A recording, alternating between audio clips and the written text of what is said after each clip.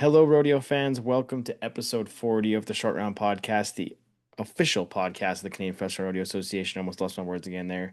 But yeah, Clay, it's a big milestone show. 40 episodes. We're really doing. I mean, it's maybe a bit slower than some folks, but hey, we're getting there. It's a hectic time of year for rodeo contestants, for committees, and for anybody who's trying to support the Canadian Professional Rodeo Association. Mhm. So we're doing the best we can. Yeah, 100%. But no, it's been a good run up until now, and looking forward to 40 more and beyond will be good. So it's been a minute since we've got together here, Clay. There's been a lot of events happen between our last show and now. The end of July almost is a second version of Cowboy Christmas between uh, all the big rodeos. You got Medicine Hat, Strathmore, Zeke's bronc riding, the Hardgrass, uh, Benalto, Bassano, Teepee Creek, all these different rodeos happening through the mid to end of July that really makes it kind of an extended version of the Cowboy Christmas, like I said. It does, right? I mean, and you look at it in the States, it's always that matter of it really never stops as much as Cowboy Christmas gets all of the Hmm. publicity. There's still so much money that shows up, and these tour rodeos up here in Canada have really beefed it up the last few years. So we're seeing that continuation. And you see that Strathmore is that high water mark for this time of year. That one's a real game changer, but you add on the Lacrete being a tour rodeo, and like you said, Medicine Hat and Morris even I guess did the Eastern run too. Like there's it's yeah, people are traveling oh, all over the place to get it happen, it's make it happen. yep, tons of money up for grabs and tons of things on the line. I was actually chatting with somebody today about uh, our famous team roping brothers there, the Grahams, that are Hmm. really trying to toe the line on both sides here right now this time of year because they're gritting their teeth for that NFR title or qualification, Hmm. and at the same time having to walk the line to make sure that they're going to make that CFR. And it's for the ones that are in the sweet spot, it's a great time of year to just keep padding the stats Yeah, in the yeah. bank account. But for the ones that are kind of sweating things out, it can get a little worrisome. Yeah, it's a big change now with like you get like you hit August and it's really only 4 weeks of the season left at that point. Like like it's cool that we have the Armstrong tour finale, but if you're one of those people on the bubble, you got to get your rear in gear. Like, not saying you can't do it, but it's gonna be tough. And a lot looking at some of the events, like if you're looking even the saddle bronc riding, like it's gonna be tough to leapfrog a Dawson Dom for one of those final spots in the top 12. It is. I mean, it's not impossible by any stretch of the imagination, but it's going to be a challenge. And yeah, you look at somebody like Tyrell Roberts, Kyle Wanchuk, those guys there, it is a mountain to climb. But we saw last year Cole Ashbacker finish the year strong between Armstrong and Langley there. There's a lot of money to be won just even that last weekend. So it's not over until the last horn sounds in every event and or the last flag drops Yeah. any of our timed events. So yeah, it's anybody's game right to the end of it. And again, I think our Canadian competitors and anybody competing up here, it's kind of a nice change in a way that the season ends the end of August Hmm. here, beginning of September, so that anybody that does have those NFR aspirations knows I can head south. I Yeah. can focus on that. I'm not trying to play both games. Hmm. You know what you know. You've done what you've done. You go on and you carry on and go from there.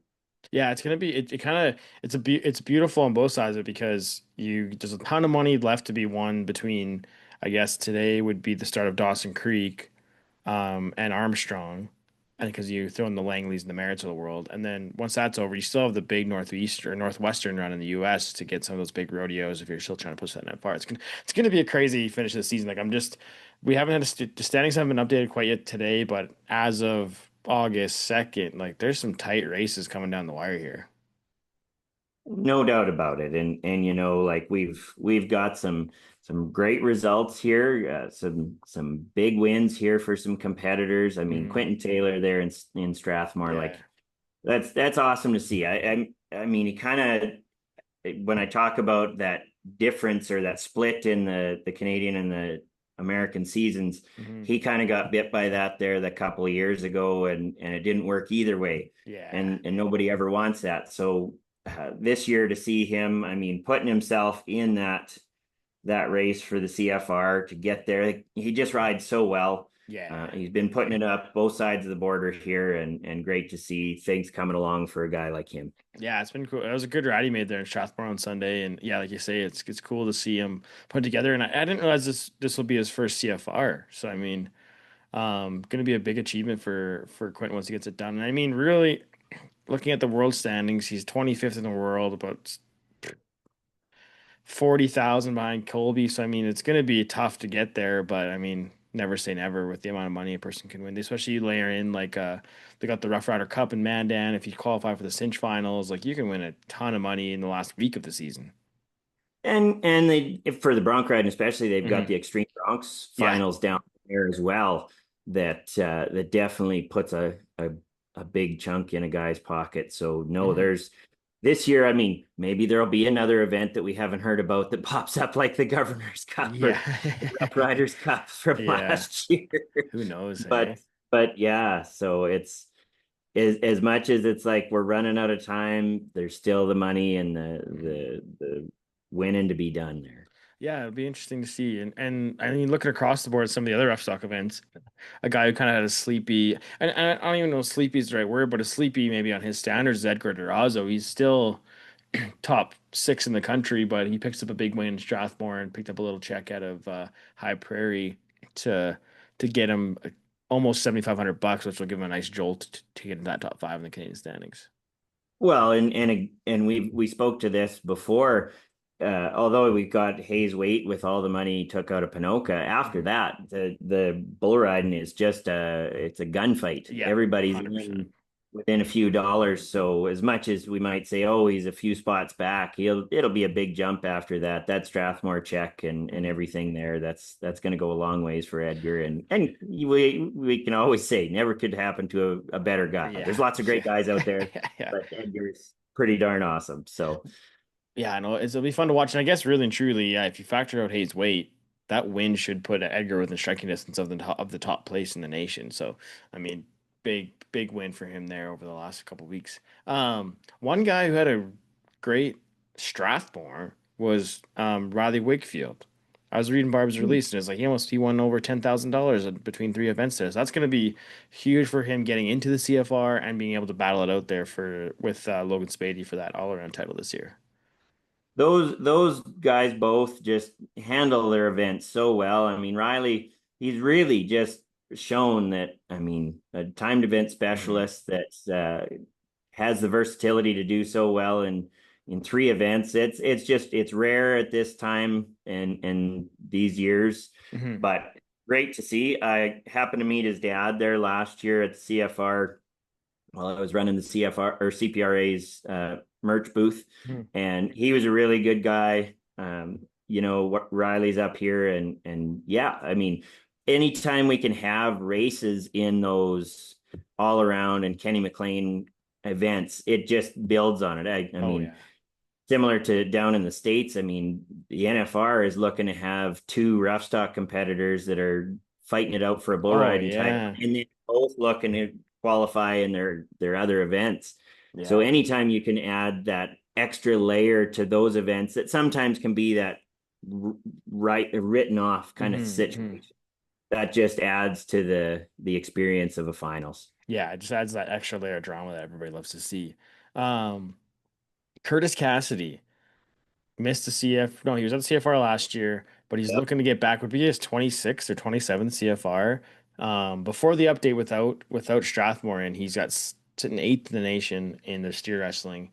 Big splittable win in Strathmore will put him sitting in a pretty dang good spot as we head into the last few weeks here. There's no doubt. I mean, and that was the thing. Last year, Curtis was coming off an injury the year Hmm.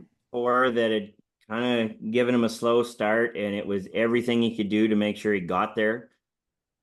This year, he's just been going hard and doing well, and it hasn't had to be from way behind, but now he's really got to be happy with that. I mean, fast time of last weekend at 3.8 there and in Coronation.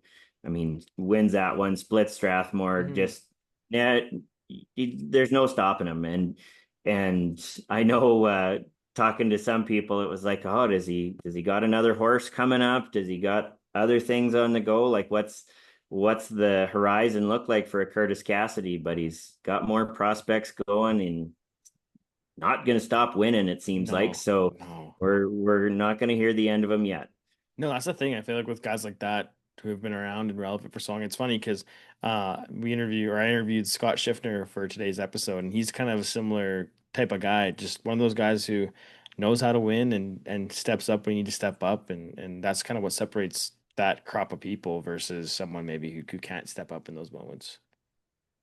Absolutely. I mean, Curtis, it's just he's a full package. He's not just a great steer wrestler, but he's an incredible horse person Hmm. and got that eye for that next prospect, that next top end winner. I mean, he's that kind of that finder of those diamonds in the rough, Hmm. which at the time event end, I mean, to really continue to win, it's you can't just not everybody has the ability to just go out and write checks Yeah, for it's those wild. horses, right? Yeah. You if you've got that ability to find them and make them and get them polished, it's just a true ability, and he's got that in spades. Yeah, 100%.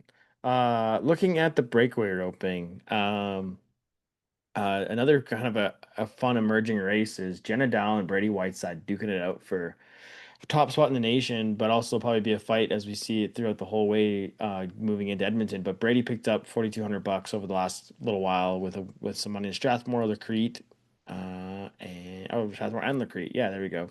For $4,200, which is going to put her in a good spot as we move into these last few weeks as well. You bet. I mean, Brady, that's like you said, it was a gunfight going into this.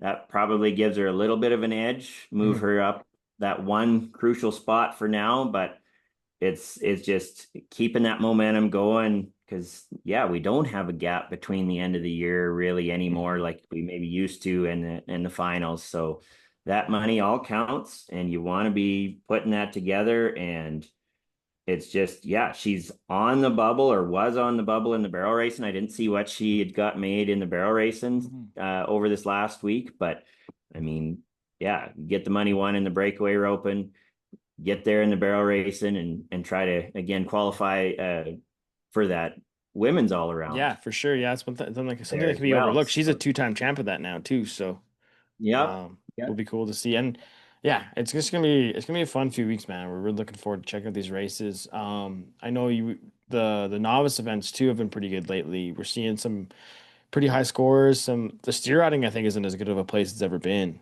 in a long time.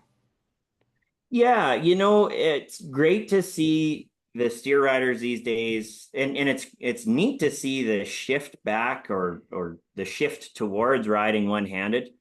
Mhm. You're just seeing those kids that are deciding that with these cows these days, it just does make it a little easier to get some of those moves covered. Yeah. And it makes the transition into the junior bull ride and eventually the bull ride so much smoother for these kids. You see kids that were at the CFR last year, like a Levi Robbins or Hmm. your Grady Youngs, those ones, they're uh, they're jumping into the junior bull riding and just making a splash doing that. Yeah. And yeah, the crop of steer riders we've got right now are top notch. You mean you look at a Jax Torkelson, you look at Ryder Toplinsky, all of those kids are Hmm. just they're putting up big numbers, winning big checks, and real professionals going down the road, even if they are in the steer ride and they know how to take care of business. Yeah.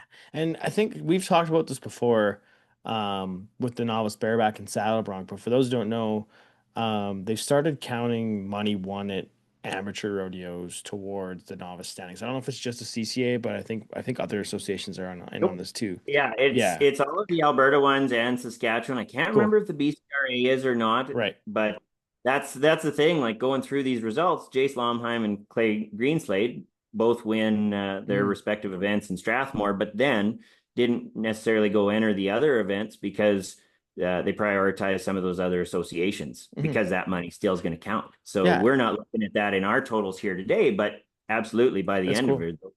it, that money counts. Yeah, even just like looking at the standings, it's like you see these guys can make a pretty decent living on the novice side of things. Like uh before an update of the standings again, Clay Slades leading the novice saddle bronc riding with $7,500, and um, Quade Schonsberg, is that how you pronounce that? Hmm. With 8,300 in the novice bareback. So I mean, those it's a pretty decent amount of money for a novice kid heading down the road. Well, I'll tell you right up when I my most profitable rodeo years were when I was riding novice and able to rodeo amateur as well. Hmm. Uh, I mean, usually you want to make that step up, and that was always the goal. But I'll tell you, the expenses got higher, the gas got more Yeah. expensive, and the winning didn't quite happen as much for me when I started going to the full pro level without those amateurs. But Mhm. yeah, for a young contestant who is developing as a bronc rider or a bareback rider, those novice rodeos as well as those amateur rodeos do give a lot of opportunities, and those amateur associations need those competitors. Yeah. That's where that program kind of came into play, was to benefit both those semi-pro associations to help them continue to field Yeah. those contestants, as well as give these kids that opportunity to kind of double up the value of going to those rodeos. Yeah, no, it's a huge deal, and I think it helps us build the next generation. Like we've talked about this a lot. It's those events are huge, and they make a big difference in again nurturing that next group of cowboys. I guess cowgirls sometimes the steer riding side of things, for sure.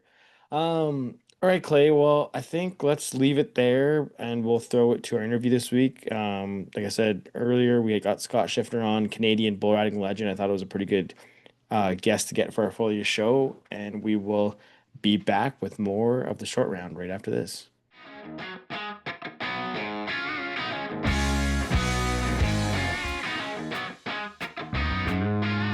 Hello, rodeo fans. Welcome back to episode 40 of the Short Round Podcast, the official podcast of the Canadian Professional Rodeo Association. This week, I am pleased to be joined by my next guest, a big guest for episode 40. He's a two-time Canadian champion bull rider. He's a Cowboy of the Year. He's pretty much done it all in Canadian Professional Rodeo.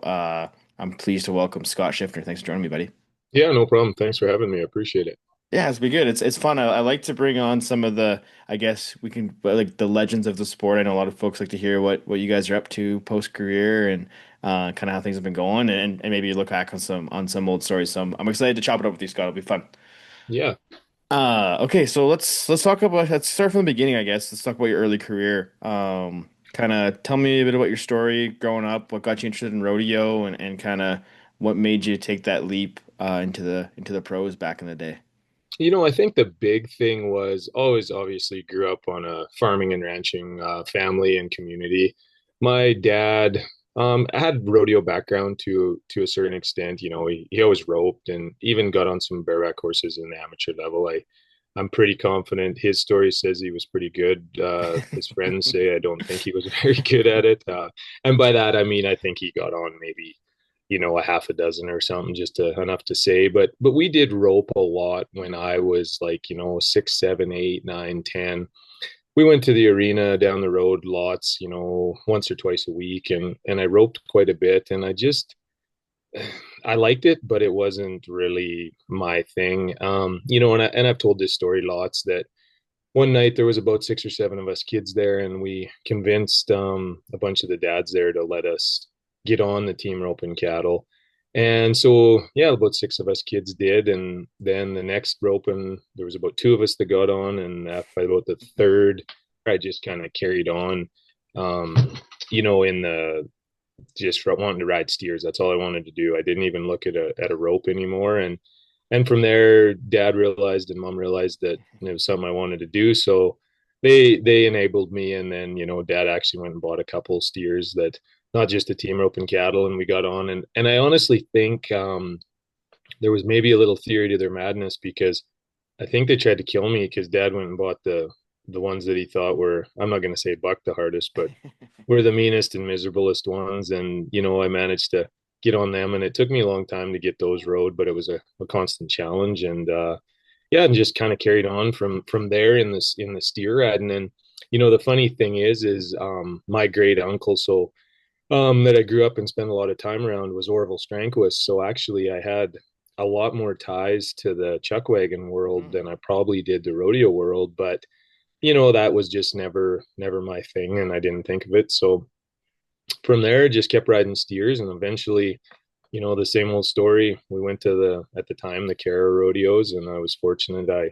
I won the Cara, the 12 and under steer riding at Hmm. that time. And then from there, we went to the pro rodeos, and that was probably the biggest thing for me that really changed everything was getting to the pro rodeos because I'd never really been there much before growing up Hmm. and getting to meet all them guys and meeting idols and it wasn't just bull riding idols. It was guys that go back to the Mark Nugents of the world in the calf roping and them guys just treated me so good and I think I'm gonna say I didn't probably have that much talent, but I wanted to do it so bad.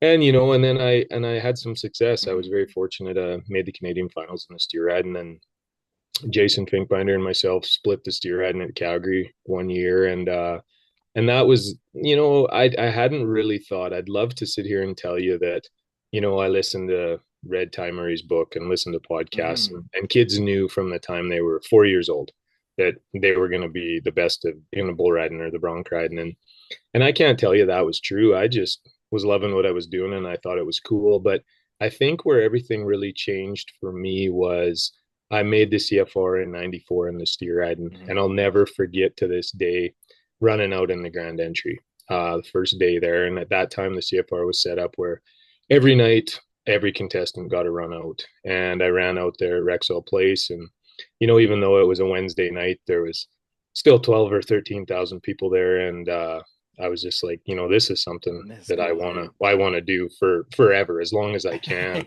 Yeah. And I think that's what drove me to try to take the next step. And even at that point, it wasn't that I wanted to be back there in the bull ride, and I just knew I wanted to be Hmm. back. But easy transition for me. The roping part didn't really float my boat. So as much as I respect it and love it and how great them guys are, and I always thought I didn't see any need to get on a horse that bucked. That scared the heck out of me. So the Yeah. bull riding was just the natural transition from there, and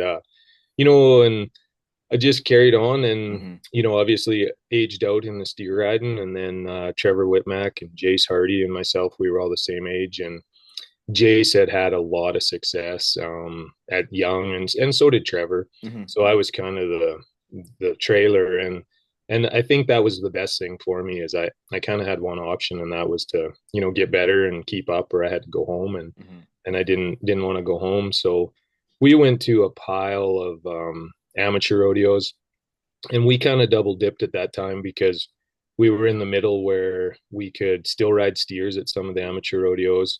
I could ride junior bulls, and I was riding the open bulls, and all three of us were doing that. Jace maybe was done steer riding; he was a year older than us, but we were fortunate, and just I think we just out rodeoed everybody and loved it more than everybody else Yeah. because all of us made the junior bull riding finals and the open bull riding finals in the same year at the Lakeland and Wild Rose, and a really interesting thing that I always look back because I've always kept really good records of where we went in 97.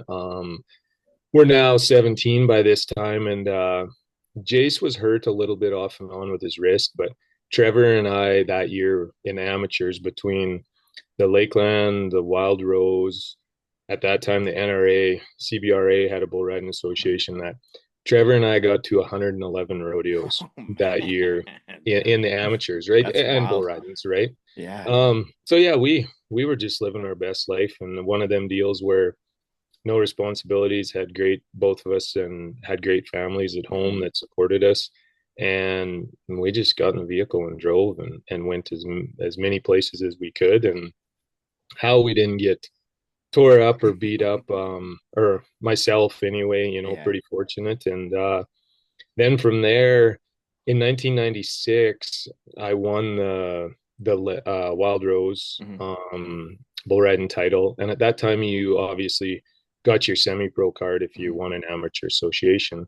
So in '97, that year that we went to all the rodeos, I went to 3 pro rodeos that year, and my goal was to win $1,000. So in '98, I could go and just be on a full card and go. Hmm. So I went to 3 pro rodeos, and I managed to fill my card.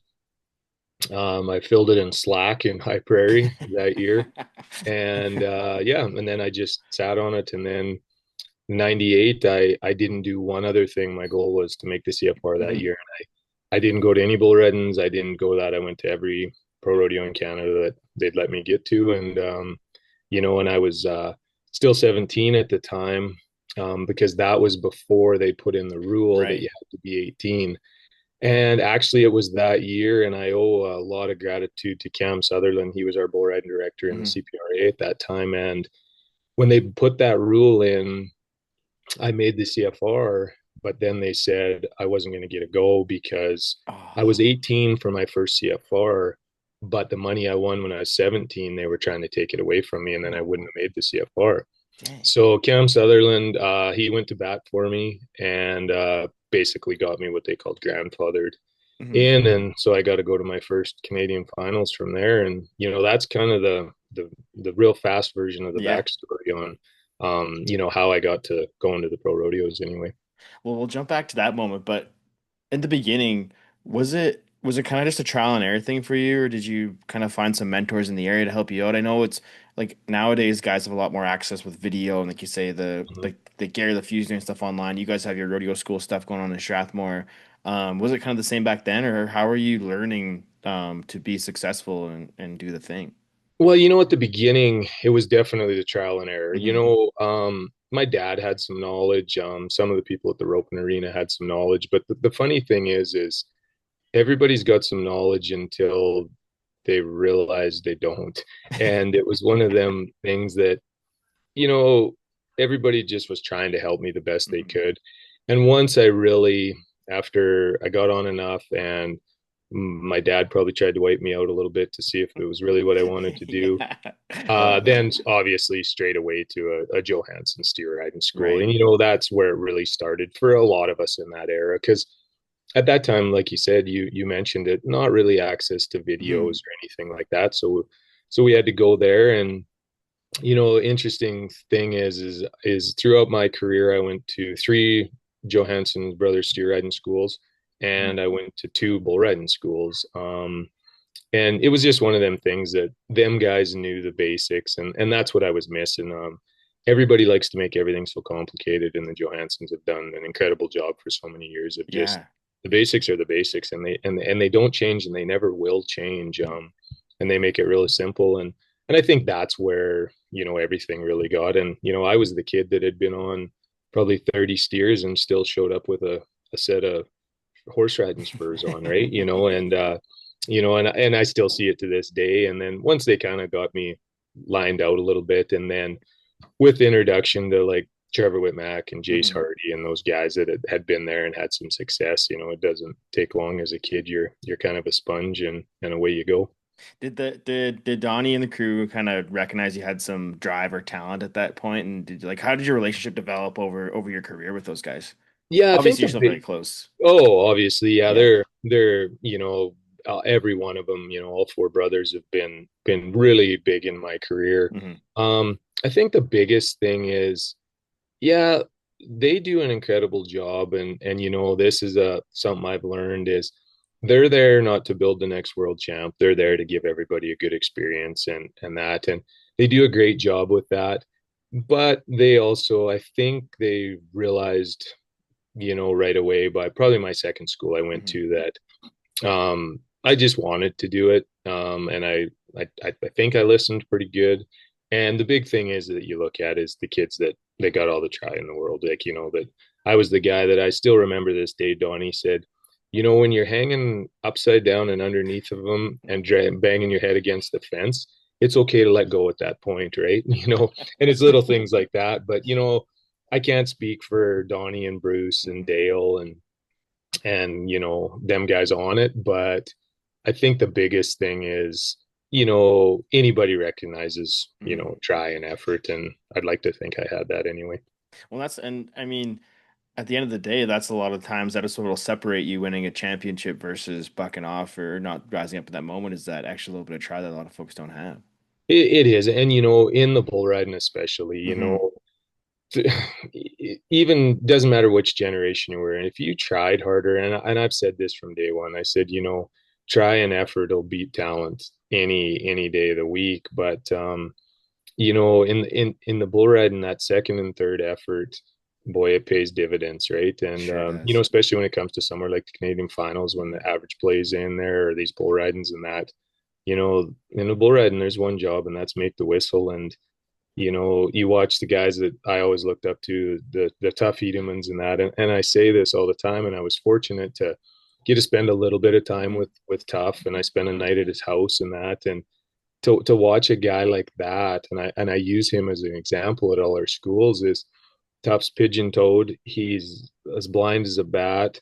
Um, I don't even know that he can hardly dribble a basketball. He's not that coordinated, but I've never met anybody in my life like Tough that when he makes his mind up that he wants to do something, he's going to accomplish it at all costs. And that's something that you can't train. Mm-mm. And that's why a guy like him won as much as he did. Yeah, it's wild. I love watching old videos of him because you talk about that second and third effort, and there's not a lot of guys who put it out like him. Like he'll be jacked way out to the side and find his way back to the middle somehow. It's quite the deal. It is, Uh, yeah. so let's jump back to '98. So Hmm. everything gets approved. You're going to the CFR. Uh, what was it like running into Rexall for the first time as a bull rider versus a steer rider? Oh, even better than as a steer rider, right? Hmm. It would felt like you kind of cut your teeth into something that was really only a dream, or and I was always a guy that I was a realist. I never lied to myself, and I was pretty hard on myself. Hmm. But to accomplish that, and I went to a lot of rodeos, and the guys at that time, your Wade Joels and that of the world, them guys would go to 15, 20 rodeos and just whoop on them, and Yeah. that wasn't me. I needed as many chances to win Hmm. as possible, and I went to a lot of rodeos. And to be honest, at the first CFR, I was probably a little overwhelmed as Hmm. far as too excited, and I wouldn't say expecting too much, but just I didn't just settle in. The first two CFRs I made, that I only rode one bull each Hmm. year. I never got shut out at the CFR, but the first 2 years were, there's no way, it was an embarrassment. And I drew some really good bulls, and I don't mean juice hogs. I mean ones that you should ride all the time, and Right. and bulls that I had rode throughout the year. So I kind of let it get to me a little bit, but I did settle in. But the guys that era was a little bit different because they held you responsible, Right. and they weeded you out. At that time, going back to when I filled my card in High Prairie. So that was in '97. There was 88 bull riders entered Wow. at High Prairie, You don't see that and anymore. anymore we're lucky if we get 30, right? Hmm. Hmm. And so they weren't trying at that time to baby anybody along or Oh make sure they no. kept entering. It And was cutthroat. it was, and the guys, and if you put forth the effort and made, tried hard, them guys were awesome to help you. But Hmm. if you looked at the ground and got off, boy, you didn't want to walk back in that locker room. I mean, it's HR in today's world, would everybody be in trouble, right? Yeah. And that was hard on me, because I went there, and it wasn't until the fourth round that I stayed on a bull, and Hmm. nobody patted me on the butt in the locker room at the CFR, and that's back when it was only 10. Like, when you walk back in there, you better have stayed on, or they were gonna dang sure tell you. It was more telling you to do better and that you sucked than it was telling you, even the guys that made good rides, like, they just nodded at you and told you, because that's what you're expected Hmm. to do and Yeah. supposed to do, right? So it's changed a little bit, and I'm not saying that was the best way either, but that's the way it was at the time. And there's a learning curve to get through that, especially as a young kid, just Hmm. 18 and sitting in the locker room with guys that have been at the NFR and Canadian champs and guys you've looked up to. So when you disappoint them, you got to figure out how to push through that and get over it. Because if you don't, you better go home, because life's not going to be that fun, because they're gonna hold your feet to the fire about it. Do you remember the moment when you kind of earned their acceptance or approval, or kind of when you felt part of the group? Yeah, I think for they accepted me, and they Hmm. realized Hmm. I wasn't going away, I You're guess. right. You're right. Um, but I think one of the big things is when you're in Cloverdale, it would probably been in '99 or probably 2000. I had a bull drawn there, and they called him Excalibur of Hmm. Kessler's, and he was a big black. He'd been to the NFR 3 or 4 times. They'd put him in the NFR pen. I'd watched videos of him jerking guys down and wiping him out, and I do understand he was getting a little towards the end of his career, and he kind of liked to fight the shoot and that. And I was pretty nervous. It was a, like lots of guys at that time were turning him out just because Hmm. he was hard and that.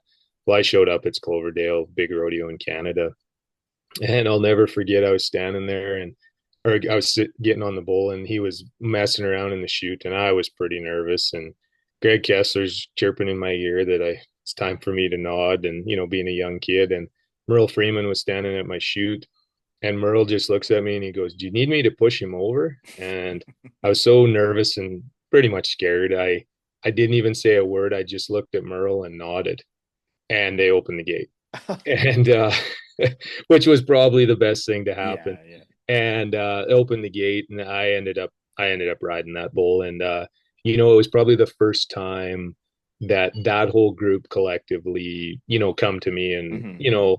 actually, said, good job, that was cowboy stuff right there. And whether it was or it was fluke and the stars all aligned that day, but and I think that gave me a little confidence. And Hmm. then from there, things kind of changed, and I starting to kind of become more of one of the Hmm. guys.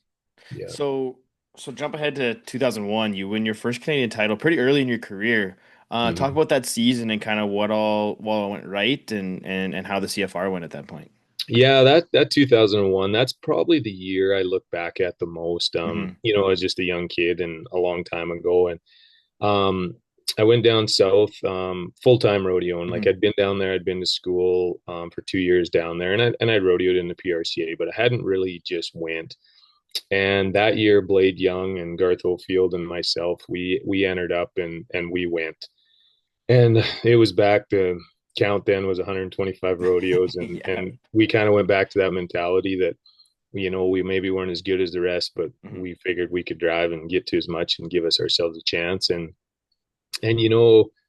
we had some success, and I had all the confidence in the world in Canada that year, and I ended up second in the year. Kagan Surratt beat me out for season leader that year after Hannah. He won another $1,000, and Kagan and I were duking it out, and just a good year. Just I rode a lot of really good bulls and kind of stepped up, and I had a lot of success in the States too. And it was one of them years that it could have broke me, but it made me better because the backstory to that is we go to the Cow Palace. That was the last rodeo of the year in the PRCA at that time. And Kagan Surratt, there was Kagan Surratt, me, and Billy Richards. And Billy ended up, the way it worked out, he had to be 77 points or more in the short round at the Cow Palace to make the NFR, and he was 75 or 76. Oh, Uh, Kagan and Surratt and myself, all we needed to do was stay on. mhm. Um, and Kagan had a good sucker that bucked hard, and just bucked him off. And I had a bull that year that I'd already won a rodeo on him, and I was really excited. And he just had a shitty day is all that happened, and he kind of went to turn back and almost tried to hit his head, and then he just shot down the arena. And if you can believe it, at about 5.5 seconds, he actually didn't even try to get out of the way, and I thought he was just going to hook the barrel, and he tried to jump the barrel and took a big old shitty belly roll is all it was, and threw me off. And that was it. And so uh Dwayne Erickson, moving forward. So none of us make the NFR. Mhm, Long mhm. story short, Billy ends up 16th in the world in the Bronc ride, and Kagan ends up 16th, and I end up 17th. And we're driving across the Golden Gate Bridge, and Dwayne Erickson, a reporter from Canada at that time, he just kept calling and calling and calling, and none of us would answer our phone because the last thing we wanted to talk about was how bad we just sucked. And finally, Kagan Surratt answers the phone, and he goes, "Dwayne," he goes, "now is not the time. We're about to drive ourselves off the Golden Gate Bridge and kill ourselves," and just hangs up the phone. Well, we don't think much about it. Where I'm going with this is from there, that was on a Sunday. and we drove from San Francisco straight to Edmonton. We all kind of stopped in that Yeah. because we had to be up to Edmonton for Tuesday for check-in. So we had to drive all night. Everybody gets home for half a day, and we head to Edmonton.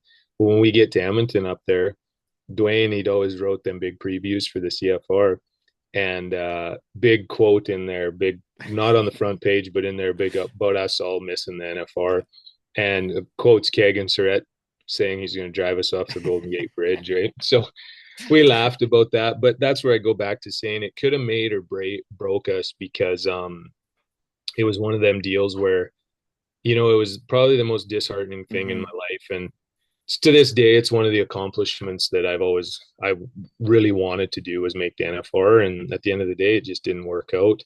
But I took that with me to the CFR, and I went up there, and instead of dwelling on it and that, I just put it into everything I had up there. So I actually rode. I got 2 re-rides that year at the CFR, and with that, and then Kelly Armstrong and me had to have a ride off because that's when it was still on points. Right. And so I rode 9 bulls at the CFR that year, Wow. and I rode them all, and it was a big accomplishment. And and I didn't matter. They went left, they went right. It just was one of them times everything was clicking, and then to have that ride off with Kelly, because at that time Kelly Armstrong was hands down, our number one premium bull rider in Hmm. Canada. Been to the NFR, and Kelly just won. He was a guy like Tough Edom, and he just figured out how to win at all costs.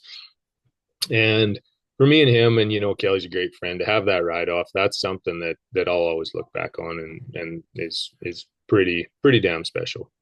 So Eddie, obviously you are and you were very goal oriented that part of your career. Heading into 2001, was like the Canadian title on the radar, or was it kind of did you have a moment in that season where you're like, okay, I have a shot at this, or I can do this? Obviously, there's always the Um, belief, but I think this is gonna sound kind of funny for me, but my goal every year wasn't to make the CFR; it was to have it made by the Calgary Stampede. Mhm. Because I always thought, I never wanted to be chasing it, and then I could always go down and rodeo, and the big goal was to make the NFR. And I never put too much thought into it because for the longest time it was still on points up there, Mhm. so we didn't carry our money in. So I just everybody had a shot. It was one of them deals that it wasn't like, oh, I'm a contender in this and Right. that. My goal was to have the finals made by Calgary and then go up there in November and whoop on them and be the Canadian champ. And going back to that, that's when I won that one when I was 21. Honestly, in my mind, I thought, geez, they're going to hand me these suckers every year. Yeah, yeah. Which that was the farthest thing from the truth, and took a long time to get another one. But I never ever looked at it like I was a contender. I had a Mhm. chance. I just thought, it's what you were supposed to do, and I was wrong on that. I got there a lot of times, but I didn't win very many of them. Well, and that's kind of where I wanted to go next. You mentioned it was kind of a big gap between the first one and the second one. Um, Maybe talk a bit about that time. Like, were you like kind of like I'm never gonna you would go from I'm gonna win one of these every year to maybe might not get a chance again. But what were those times like? And then ultimately getting that second one, what was that feeling like? Yeah, there was a long space there, and my first CFR was in '98, and my last one was in 2018. Hmm. And I missed the CFR 3 times. And I can tell you to this day what bulls bucked me off to make the CFR, but I can never tell you what I stayed on to make it. And them 3 years that I missed it were the hardest years of my career, right? Hmm. Because it's just I expected that out of myself. And one of those years I was hurt, Yeah, but 2 of them years I could say I was hurt, but I was no more hurt than any other bull rider going. yeah. I just rode bad and kind of mismanaged a few things. But I always seem to have pretty good CFRs, after that first Canadian championship, but I just couldn't string them together. Hmm. Probably my next best one was in '09. After that, Brett Thompson won Canada that year. I won the average and rode really good. And Brett just that's what they changed it, money coming in, and Right. he'd had Yeah. a little more than that, and he won it, and well deserved. It was just one of them things that I was always disappointed leaving Edmonton, you know, and of the 18 times I went there, I was disappointed leaving 16 of them. Hmm. But you know, they always paid me pretty good, and I'm fortunate to say, you know, my whole career in Edmonton, you know, my riding percentage was over 60% up there, you know, over the whole time. Yeah. But it just wasn't quite good enough. You know, and great guys, and that's what the thing that I loved about the Canadian finals so much is, you know, guys that you didn't think were contenders, darn sure rode good and Hmm. deserved to be there, but they weren't the front runners. There was something about there brought out the best in Right. everybody, right? And you know, there's guys they can look back on and say, "Oh, you know, I can't believe that guy. He's got a Canadian title and this and that." And you know, I always stick up for those guys because I was fortunate enough to be there with just about all of them through that whole run, and they just rode better Hmm. there, you know, and if you're gonna have a good week, that's the place to have it. And they Yep. did. And you know, then people that ever bitch and complain and say, well, I don't think he deserves a Canadian title. Well, what's that say about yourself if you're the one bitching Yeah. because they beat you? So you know, that's the biggest thing that I just loved about up there is because it brought out the best and the worst in people, and hopefully you're on the better side of it. Well, we could even same could be said for even last year, like what happened with Willie Barrows, like comes out of nowhere Mm-hmm. and maybe didn't make the 88, 89 point rides or the big rides that you see, but he went up there, did his job better than everybody else and walked out of there with a Canadian title. 100%. And that's a big thing I talk about in bull riding all the time is people try to control the things that are out of their control. Hmm. And in bull riding, the only thing you can control is how you handle yourself and how you ride.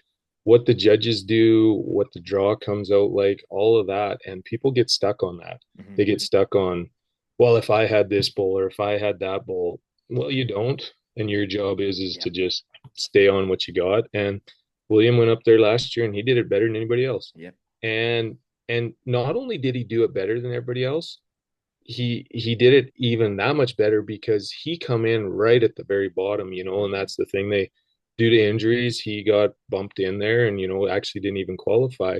But he made it count when he gets there, and there's a lot of money on the line, and you know, that's I take my hat off to guys like William that can do that. Yeah, it's badass. So 2012, you're I guess over 11 years between Canadian titles at that point, but what went right during that season? Kind of similar to what we talked about in 2001. Like what went right that season and kind of how'd they go down at the CFR? Yeah, well, nothing went really right, you know, more so actually that year I had to kind of make a little bit of last run at the end of the year and I didn't have the finals made, you know, by Calgary.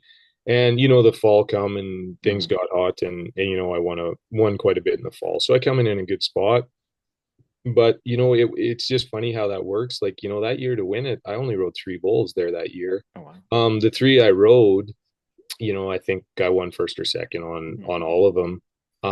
But you know, at the end of the day, that title was like Ty one, give me that title. At the end of the day, I still look at that one and say I don't feel that I won that one as much as Posey give it to me. Right.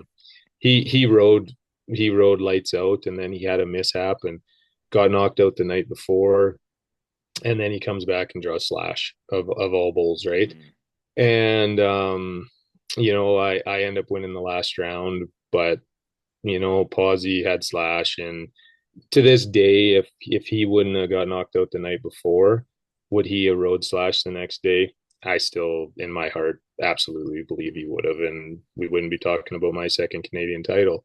But at the end of the day, that's how rodeo works, and you know, I've been on both sides of that coin where I've wrecked it for guys and I give it to guys too, and that's the end of the day. You know, did that Canadian championship mean as much to me as the first one? Um, a little bit because in 2011 I missed the CFR. Right. I was 31 years old in 2011, and no excuses. I didn't ride. I didn't you know finish where I started and that.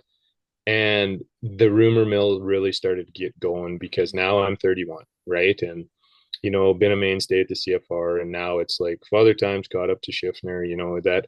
And I think that's the reason it meant the most to me is because I was trying to be a nice guy, but in a little bit of a way, it was my way of giving a finger to everybody that said that. I come back the next year and and then win a Canadian title. Mhm. Whether Posey felt bad for me and let me have it or not is a whole nother argument. But and that is the reason I think that one meant a lot to me, is because it gave me fuel again. Because Mhm. when you hear people say stuff enough, it's like brainwashing somebody. I was starting to, geez, am I done? Rule of thumb states, guys by their mid 30s are getting towards the tail end of their career. And it just, yeah, it had kind of the reverse effect on me, Mhm. and then from there I went from 2012 to 2018 and never missed another CFR. And like, not to sound like an ass, but do I think I could have still made it one more year, 2 more years, and road till I was just about 40? I think I could have, as far as physically and mentally sharp, like, but my other life was taken, it was priority to me, and I had a hard time leaving, and my family was, to that point. So, but to answer your question, yeah, I think that's what really fueled me to Mhm. get that second one, and then to carry on, and then a couple years later win Calgary. Now all of a sudden Yeah. I'm 34, and yeah, it's just, it's one of them deals that I to this day I still don't think I rode any better than anybody else. I've always said I've seen 100 guys come and go that had more talent in their pinky fingers than I did in my whole body. Mhm. But for whatever reason, I just wanted it really bad, and found a way to win.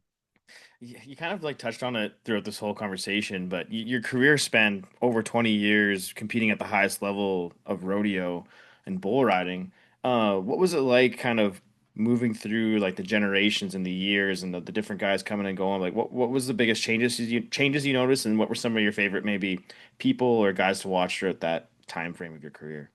Yeah, I think that's my favorite thing, is to talk about all the guys I got to compete with Hmm. that become my friends and that. And like we touched on at the beginning, like Hmm. when I showed up, and that generation of guys that were just hard nosed, tough, like guys that just, man, they were incredible. And then kind of through what I consider my generation, through my, because when I come in, it was right at the end of a really incredible generation. Yeah. Like, Daryl Mills and them guys were done by that time, but Hmm. like the Lowell Johnsons, the Wade Joels, the Robert Bowers, and then Robert was just a little bit older. I mean, Rob Bell, we were, Hmm. he's just a little bit older.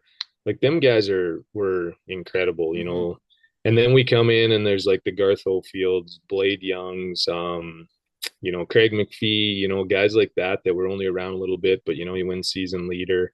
Kirk DeRozier, Kagan Surratt, them, that set of guys was as salty as bull riders as I've ever been around, when everything was right. And for whatever reason, them guys' career was just a little shorter. And then we roll into, the Jesse Torkelsons Hmm. and the Tanner Gerlitz and all them guys who were, now we come into that generation of, maybe not Jesse on the flamboyant part, but rides good, but like the Tanner Gerlitzes and the Devin Mazeys and that, just go at them, like, just Yeah. spur, and so it's fun. And then we kind of keep carrying on, and now them guys are gone, and here's me still hanging around. And then we come into like Todd Kutowitz, and your Tanner Burns, and like Adam and them guys. And every generation was so unique in their own Hmm. way, but all I always looked at the best of them, and through that whole deal, was there guys in there that weren't my cup of tea? Absolutely, but that's why I'm not talking about them. I don't remember them. I Hmm. remember them other guys that were great bull riders, great people. And I was so fortunate in that whole time that I had Bo Hill beside Hmm. with me through like pretty much my whole career. Bo Hill and I started traveling together in '03, and we traveled right till the end. The last few years I stayed in Canada, and he was still going. And so I always had a winner. And then Jesse Torkelson jumped in with us, and Jesse was one of the best I've ever seen. Like, the bulls he could ride at the time, before guys were riding them kind of bulls, like, just got up on his legs better than anybody, rode them big hard suckers better than anybody did. Hmm. And the thing I'm the most proud of is everybody that I ever traveled with in my life, and I'm not saying it's because of me. I think it's because I went and found them because I wanted to be better. But everybody I ever traveled with in my whole career made it to the CFR. You know, when I'd like to think it's a combination of, you know, me helping them, but they help me as much. And, you know, Jesse goes on to win a Canadian title. Bo wins a PBR Canada title, you know, and I got to brag on Bo to this day. You know, for the longest time, Bo Hill was the only guy in the world that had made the high school national finals, the college national finals, the NFR, the PBR, the Canadian Wow. CFR, and the Canadian PBR finals. There's nobody else, right? And he was just a warrior, and you know, them guys just kept entering with us. So you go through all them generations, and right till the end. And probably the hardest thing for me at the end was finding somebody to travel with that was because I was old and I was done talking about bull riding. I just wanted to show Yeah. up and ride a bull. I didn't want to talk about it Yeah. all the time.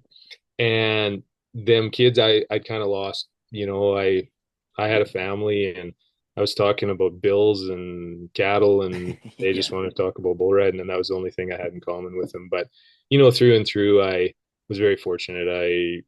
I surrounded myself with great people, and really, that's the only reason I won as much as I did. Yeah, that's the best part of it at the end of the day is the people you meet and the experiences you all have together. Heading into that last CFR in 2018, it was in Red Deer, right? It was the Yeah. last one. First year Yeah. went to Red Deer was my last year. Yep. Yeah. So heading into that one, you kind of it's the end. What was that week like? Was it emotional? Was it hard to kind of maybe take it all in at the time? Like now you've had some time to reflect on it, I guess. But what was your final CFR like, and knowing you're off to the next step? You know, this is going to sound funny, but I was so content with my decision. Hmm. It was time, and you know, that's where I think I've been fortunate to carry on and still be involved in rodeo. But that chapter of my life was closed, and it made it easier that it was in Red Deer because it didn't to me it didn't feel like the CFR. Right. I Right. think Red Deer did a great job, but I'd been to the CFR 17 times in the bull ride and once in the CFR or once in the steer riding, sorry, and they were all in Edmonton. That's Hmm. where it was. So, like I said, I think Red Deer did a really good job, but that made it even that much easier for me that it wasn't the same.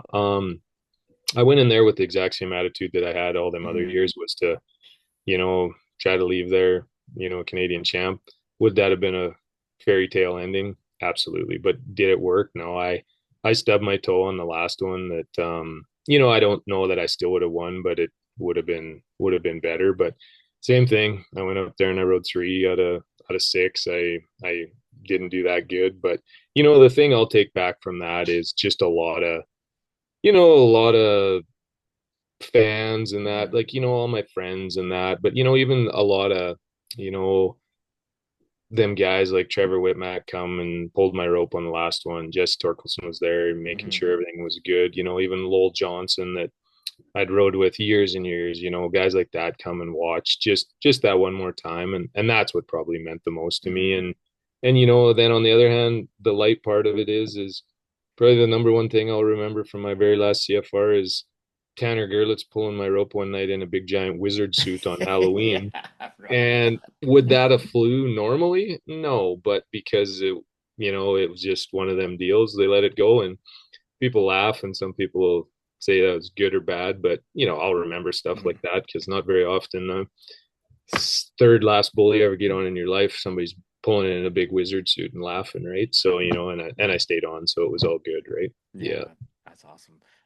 So heading into 2019, what was it like? Was it weird? Where like you said, you were content with your decision, and you kind of had been approaching that time, but was it weird? What was that first year post bull riding career like? You know, I think it was really good until about, you know, Panoka time, you know, Hmm. um when them big rodeos come and honestly and truthfully, I didn't know anything else in my life, and Right. that was hard. And not that I was second guessing myself, but it was just like, what do I do? And I I'm not a good guy at sitting around. I'm rodeo's biggest fan as long as I have a job, Right. if that makes sense. I'm Yeah, I'm yeah. not a very good spectator. Like I to this day I still don't sit in the stands. And if Mhm. you want me to come and put me to work, whatever, absolutely. And I watch the rodeo and I really love it. So that part was a little hard. So I kept my distance a little bit, but Mhm. where I was so fortunate, and I think this is where a lot of guys struggle in our profession is just like me, it becomes kind of who they are. Um, then they don't know what to do with themselves. And I was very fortunate in that my kids were of the age where they were busy, and we Mhm. were going to junior rodeos and going to ringette and dance and stuff like that. So I didn't really have time to miss it as much. Right. And I was content with my decision. So yeah, it did. Did I miss it? For sure. Mhm. Did I miss my bank account not showing what I was winning? For sure. I missed, part of that. And and that, but no, I was so fortunate in that, I had a great family, my wife Brandy and the kids, and that, I honestly think my oldest daughter Mesa had a harder time with it than I did, Mhm. because the last couple of years we rodeo and just stayed in Canada. And I took a, interesting thing is the last year I went, um, every rodeo I went to that year, except for Morris, I went out to Morris. I had one of my kids with me, Oh, that's awesome. and it was Yeah. just, it was good, right? Yeah. So, they had a little bit of a hard time that, but no, it was, the transition wasn't as hard as it is for a lot of people because it was my decision.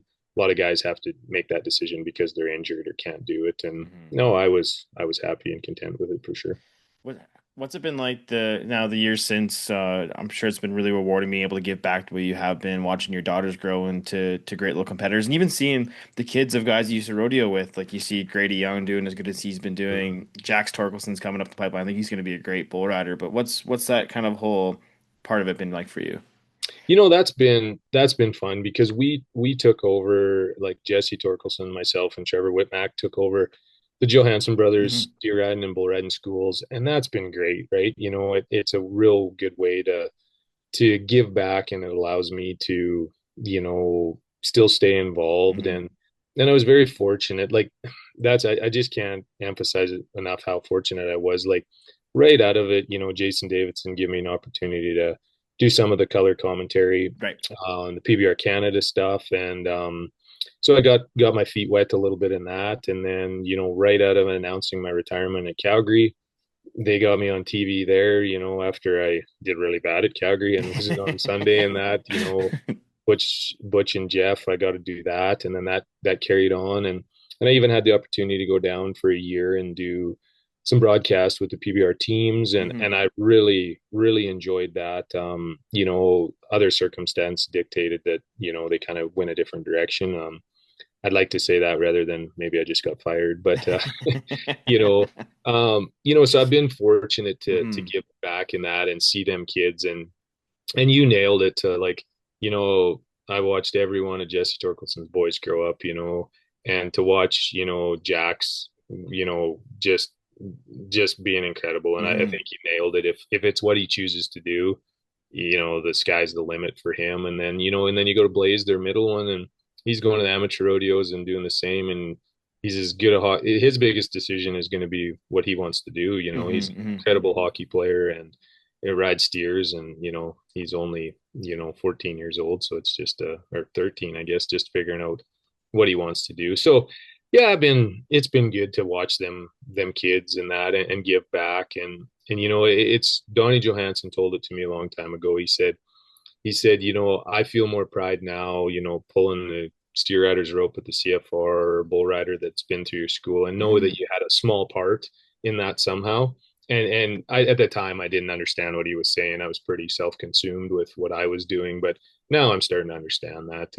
And then to carry on, and all my girls are involved pretty Hmm. heavily in rodeo. I'm getting ready to ship my oldest one off to college. She's going down on a scholarship, and Awesome. my middle one's been, doing really well and making some amateur finals. And my little one's just, back in that learning stage. So I kind of got all the bases covered, and it takes up a lot of my time, but I wouldn't trade it for the world. Is it more nerve-wracking watching them compete than what it was like back for you when you were doing it Oh, yourself. 20 times worse, right? Because you've got no control. Yeah, yeah. That's the thing. You try to set them up for success the best you can, but at the end of the day, you just got to let Jesus take the wheel and see what they do. And but at least when I was doing it, I felt like I had the control, good or Mhm. bad. I Yep, yep. I had it, and oh, it's twice as bad. Yeah, it's Oh, unbelievable. that's awesome, Yeah. man. Okay, one more quick thing before I let you go here. Obviously you've been on hundreds and hundreds of bulls in your career. Are there, and you kind of talked about one earlier in the show, but are there some rides or maybe a ride or two you can that stand out, or maybe some of your favorites from throughout your career? Yeah, for sure. There's about five, but the one that stands out the most, hands down, and it's not the biggest profile in that, and I've told it a few times, but in 2001, I went to Crockett, Texas, and Blade Young and Garth Oldfield and myself went there. We were in the perf.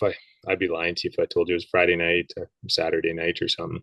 And at that time, they took a lot of bull riders there, and there was like 25 of us up in that perf. Oh wow. So we all show up, and they decide, they didn't tell us at callbacks or anything, and they decide that they're gonna handpick 10 guys. Sammy Andrews just picked 10 guys, and they bucked them all in the perf, and then they were gonna buck the remaining 12 or 15 of us or whatever there was in slack after, and that happened a little bit down there at that time. So we thought, oh, no big deal, they'll end the rodeo half hour, we'll ride our bulls and carry on. Well, no, that's not exactly what happened. They finished the rodeo, wrapped it up, and then they ran all of slack. They ran 100 calf ropers, they ran 120 barrel racers, they ran 50 bulldoggers, the whole deal. Well, we get on at 3:30 in the morning Oh, in Crockett, Texas. Well, by this time, like all the bull riders, most of them threw the towel and they're like, hell with it. So they just turned out. And there was like five of us got on, and there was Sammy Andrews flanking the bullfighter. We were back in still one bullfighter days at that time. Two judges, a timer, and maybe three committee men. There wouldn't have been 10 people there, no, at all. And I had a bull of Sammy Andrews called Bone Collector, and I would watch Jason Bennett ride that bull and was like 90. And Sammy didn't really know me, so to speak. And anyway, I step out and ride this bull, and I'm 93 and a half points and 3:30 in the morning slack, and only 10 people in the world seen it.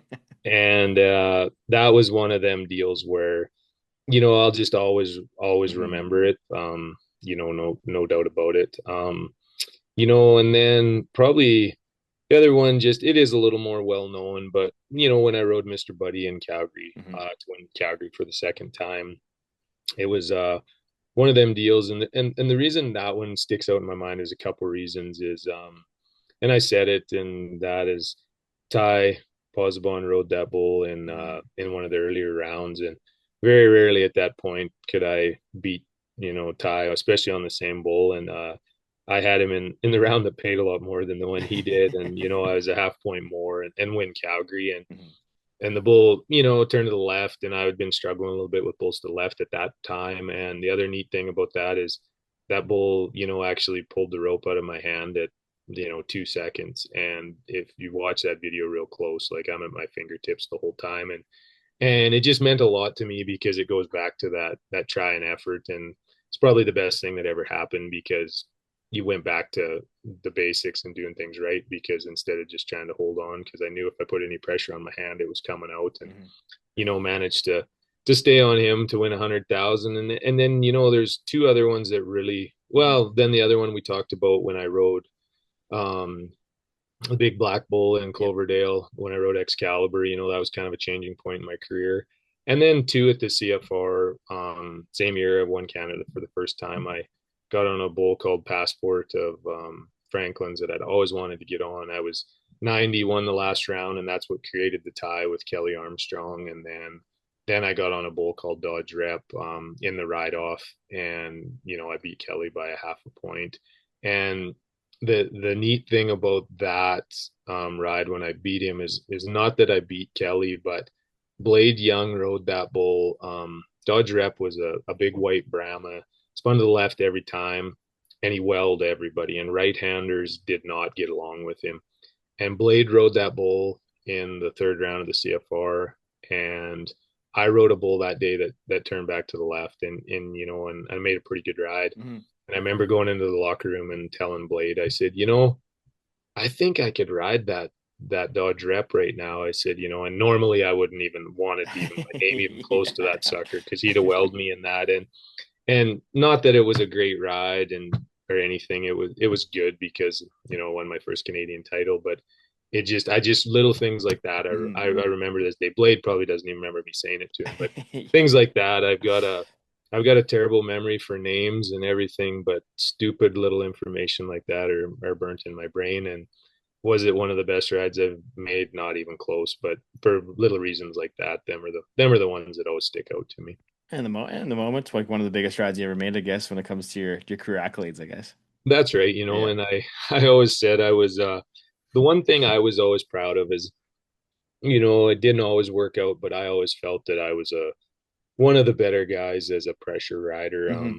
The more pressure you put on me, the better I seem to do, and I think that's why bull riding was a good fit in my life because there was always pressure. It was later in my career, married and that I was always under timeline and pressure. So if I was only home for 3 days a week, the pressure was on to get this Hmm. and done.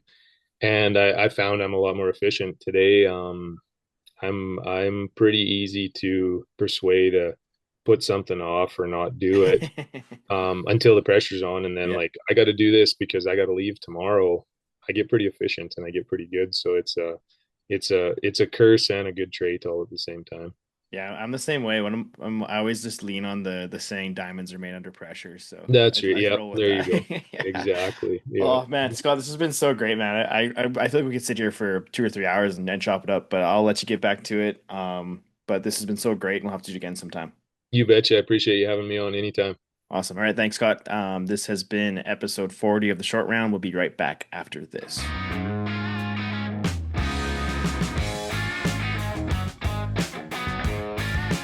All right, well, welcome back to the short round. Thanks again to Scott Schiffner for stopping in. That was a fun chat with him. It's cool to hash some old stories. Like I had a long career and seen a lot of things, I guess, over that time frame, eh? He was just the you kind of mentioned it before. He's the ultimate competitor. Yeah. He's just a true professional, and I think just the neatest thing in the similar vein to Dave Paulson keeping record of every performance, Yeah. him keeping track of every bull Yeah. and knowing that number, and it just speaks to again how seriously he took things, but Mhm. just how much he enjoyed it at the same time.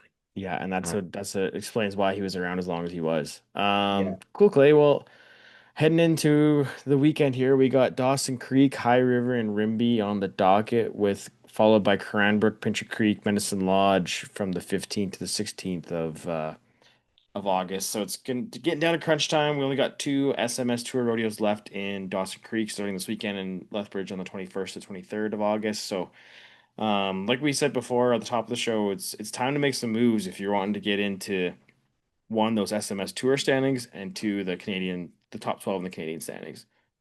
For sure. They almost go hand in hand, but you do get some competitors that end up really strong on one side of things, but Mhm. not the other. I mean, obviously, some people might be doing really well on the rodeos that didn't fit into the tour, which puts them in a great spot for the Maple Leaf Circuit finals. But unfortunately, that doesn't help them out for this year's season. It'll only Yeah. give them a head start for next year.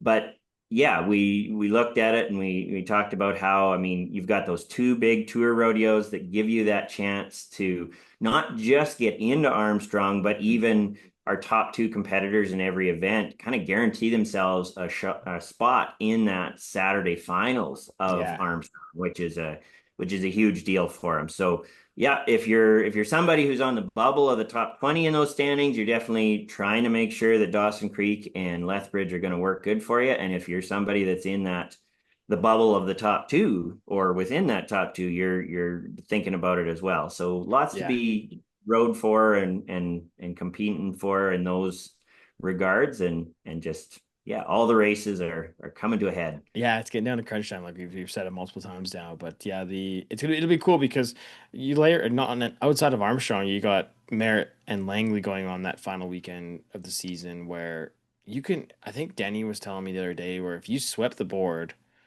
won everything, including Armstrong, you could walk out of there with like 16,000, which in some events would put you right in there. Like it's amazing the amount of money that's still available. Like you're truly not out of it until, like we said, that last perf of Armstrong, last perf of Langley is done at the end of the day. Yeah, to steal from a particular show, it ain't over because we didn't hear no bell yet.